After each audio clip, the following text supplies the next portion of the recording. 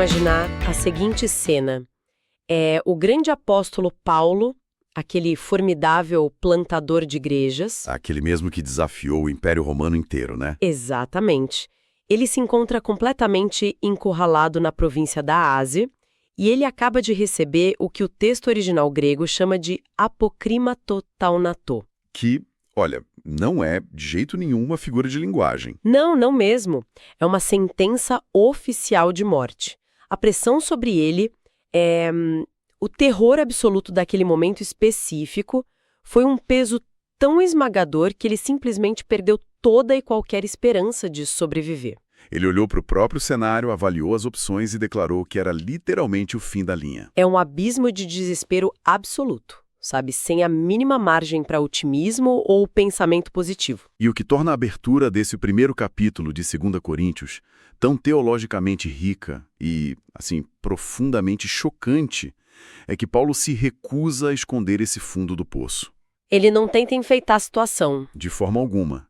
A glória dessa passagem reside justamente no fato de que ele não tenta, em momento algum, projetar uma imagem de invencibilidade estoica. Pelo contrário, ele pega esse desespero, essa quebra brutal de autossuficiência e usa isso para provar a sua legitimidade apostólica. Ou seja, ele está demonstrando que o Deus que levanta os mortos trabalha primariamente através do fracasso e da vulnerabilidade humana. Exato. Através da fraqueza. Para quem acompanha a nossa série Theology Brain, capítulo por capítulo, acho que a primeira pergunta que naturalmente surge é sobre a linha do tempo. Claro, o contexto histórico. Porque, olha, a gente sabe que essa relação foi tudo menos pacífica. Foi bem caótica, na verdade. E é imprescindível estabelecer esse pano de fundo para quem nos ouve entender a tensão do texto. A relação entre Paulo e a congregação estava essencialmente em frangalhos. Totalmente quebrada. Sim. Paulo tinha prometido uma visita, mas ele mudou de planos e não cumpriu essa agenda. E no lugar disso, a história mostra que ele fez uma visita intermediária que ele mesmo chama de dolorosa. E depois ele ainda mandou aquela carta pesada, né? A famosa carta severa, escrita sob profunda angústia e muitas lágrimas. E o resultado disso tudo? A igreja, que já estava inflamada por opositores infiltrados, começa a questionar frontalmente a autoridade dele. Eles o acusam de ser inconstante, de ser um líder leviano e até covarde por não ter aparecido pessoalmente para o confronto. E o argumento mais letal desses oponentes é usar o próprio sofrimento de Paulo, tipo suas prisões e essa sentença de morte, como prova irrefutável de que ele não possui a bênção de Deus. Nossa, é fascinante e até meio assustador notar como essa dinâmica espelha a mentalidade de liderança de hoje em dia. Como assim? É que a igreja em Corinto ansiava por um superapóstolo. Sabe, eles queriam uma espécie de CEO espiritual, alguém com um currículo impecável de vitórias. Um vencedor nos moldes do império, com demonstrações visíveis de força e carisma. Exato, alguém com poder retórico que silenciasse qualquer debate. E qual é o currículo que Paulo entrega a eles? Um documento manchado de lágrimas, prisões, surras e uma agenda de viagens caótica. É o avesso do que eles pediram. E a missão central nesta nossa investigação textual de hoje é justamente dissecar como Paulo consegue virar esse jogo argumentativo. Ele pega essas mesmas acusações, né? Sim, ele pega o que tentam usar para desqualificá-lo e transforma um simples pedido de desculpas para um mal-entendido de agenda numa defesa monumental do próprio evangelho. A vida dele, com todas as fraturas, vira a encarnação literal da mensagem da cruz. Perfeito. E antes da gente mergulhar no texto, linha por linha, acho crucial apresentar as 3 lentes exegéticas que vão guiar o nosso estudo de hoje. Ótima ideia. Até para explicar o porquê de às vezes eles discordarem na interpretação. Nós temos o comentário do Garland, da série NAC, que traz uma abordagem muito pastoral. Ele é excelente em traçar grandes motivos literários, como o entrelaçamento de sofrimento e consolo. E temos o Harris, da série NIGTC, que é o gramático meticuloso do grupo. Ele mergulha fundo nas minúcias do grego, nos tempos verbais e numa reconstrução histórica muito rigorosa. E para fechar, o comentário do Seyfried, que oferece uma lente teológica profundíssima, totalmente ancorada na teologia da cruz. Ele lê a vida de Paulo como a encarnação da própria mensagem. Com essas 3 vozes na mesa, a análise ganha um peso enorme. Então vamos olhar para a abertura da carta. Logo ali nos primeiros versículos, de 3 a 7, a repetição de palavras é quase um bombardeio, né? Sim, o Garland destaca bem esse vocabulário. Temos 2 palavras dominando a abertura. A aflição, que no grego é thlipsis. E o consolo, paraclesis. Exato. É uma dinâmica contínua, uma interconectividade radical. Paulo sofre para poder consolar. A dor de um se converte no recurso pastoral do outro. Mas como essa economia da dor realmente funciona nos bastidores teológicos? É aí que a precisão gramatical do Harris entra em cena, no versículo 6. Ele identifica construções muito específicas no grego. Os presentes gnômicos e os passivos teológicos. Peraí, vamos pausar um segundo porque presentes gnômicos soa como algo saído de um livro de alta fantasia. O que o Harris está enxergando no texto com isso? Boa pergunta. Na gramática grega, um presente gnômico não descreve só uma ação que está acontecendo agora.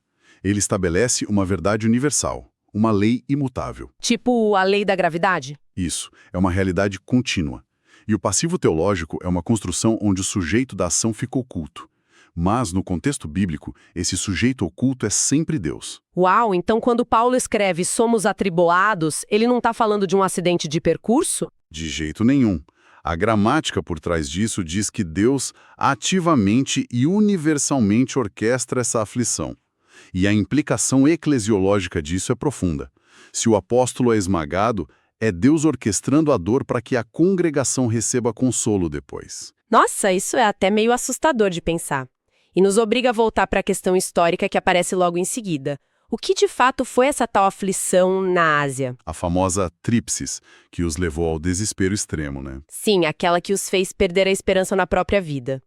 O Harry, sendo aquele historiador super cauteloso, ele não fecha um diagnóstico de cara, certo? Não. Ele apresenta várias hipóteses. Ele diz que pode ter sido uma doença física recorrente e letal, ou, sabe, uma luta literal contra feras na arena de Éfeso. Ou talvez os desdobramentos daquele tumulto provocado pelos ourives de Demétrio, lá em Atos. Exato. O Harris argumenta que o termo clípsis é amplo o suficiente para abranger qualquer um desses perigos. É uma postura bem segura.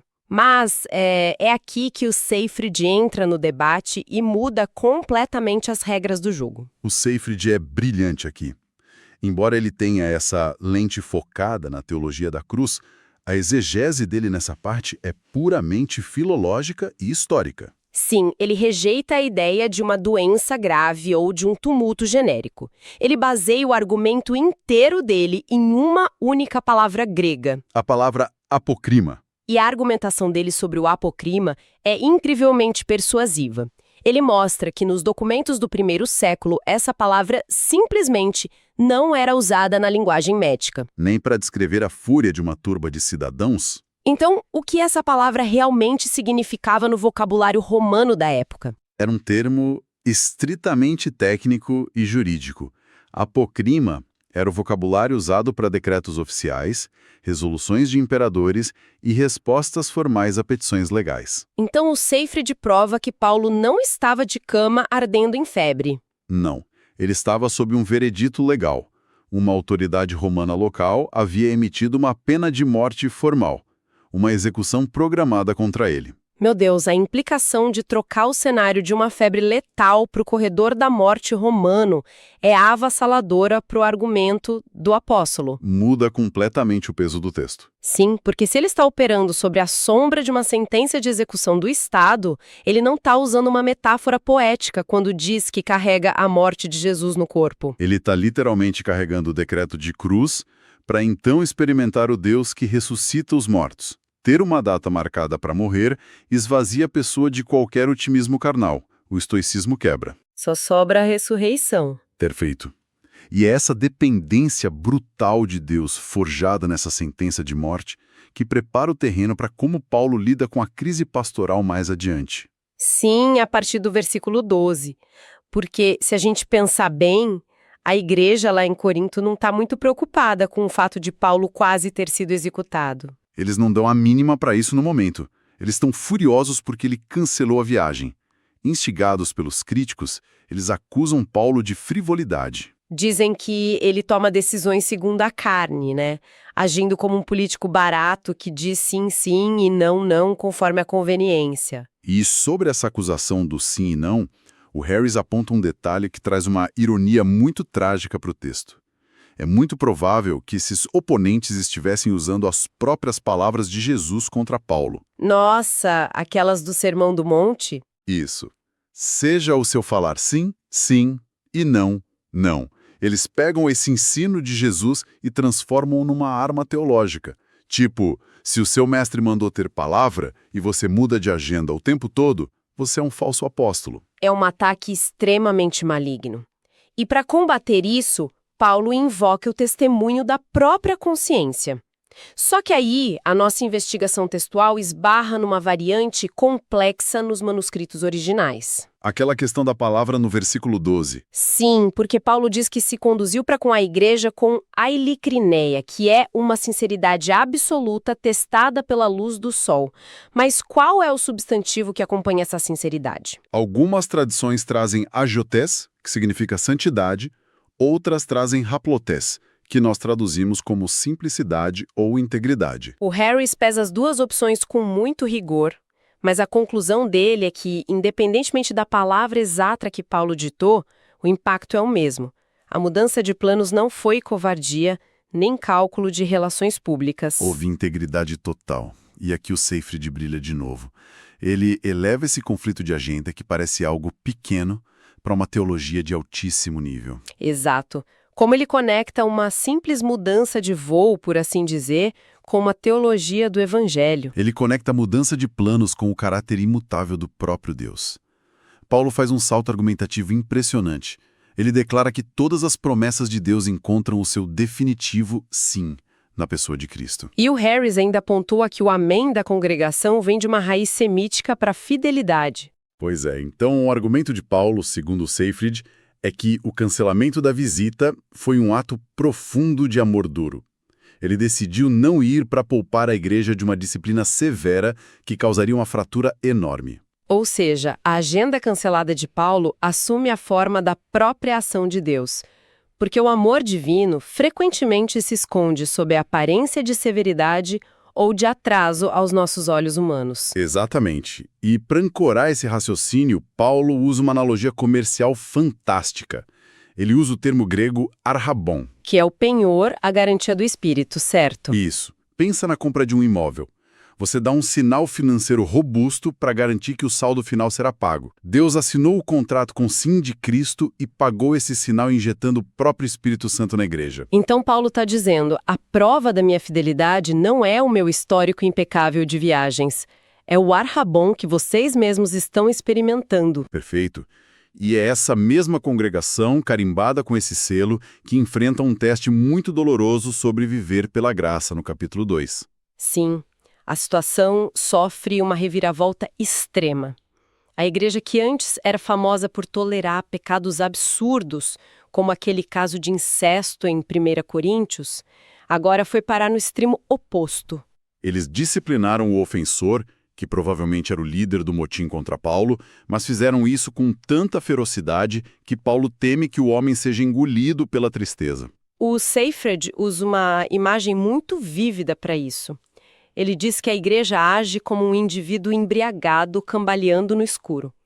Ontem caíram na vala da permissividade, hoje tropeçam e caem na vala do rigor punitivo implacável. É um pêndulo muito perigoso. E a solução de Paulo está na escolha clínica do vocabulário.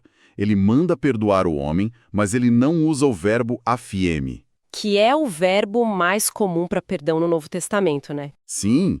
O AFM tem esse sentido quase contábil de cancelar uma dívida. Mas Paulo escolhe usar charizomai. Essa palavra tem raiz em charis, que é a graça. Uau! Então charizomai não é só rasgar o processo disciplinar. Não. É o ato ativo de entregar um presente imerecido e abundante de restauração. A disciplina cumpriu o papel dela. Agora tem que ceder lugar à graça que reconstrói. E o que acontece se essa graça for negada? O texto atinge um nível de guerra cósmica, né? Sem dúvida. Paulo adverte que se recusar a praticar o charizomai não é só falta de empatia. É literalmente ser feito de tolo pelos noemata de Satanás. Os desígnios e esquemas estratégicos dele. Exato. O não perdão é jogar com as peças do inimigo. Satanás quer usar a busca da igreja por pureza moral para destruir o perdão e criar facções impenetráveis. É uma tática diabólica e brilhante. Mas Paulo desmantela isso de forma linda. Ele recusa o papel de juiz distante e une a autoridade dele à fé da congregação. Ele diz: de quem vocês perdoam, eu também perdoo. Ele não é um senhor ditatorial sobre a fé deles.